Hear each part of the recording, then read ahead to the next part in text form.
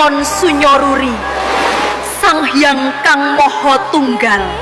nglairaken kawula saking lempung kasucian lan napas rahmatipun tumitah manungsa sininungan nur cahya mangkono katon yawat manungsa anglampahi laku mring dalan bebuden lan pangabekti marang Kang Maha Suci.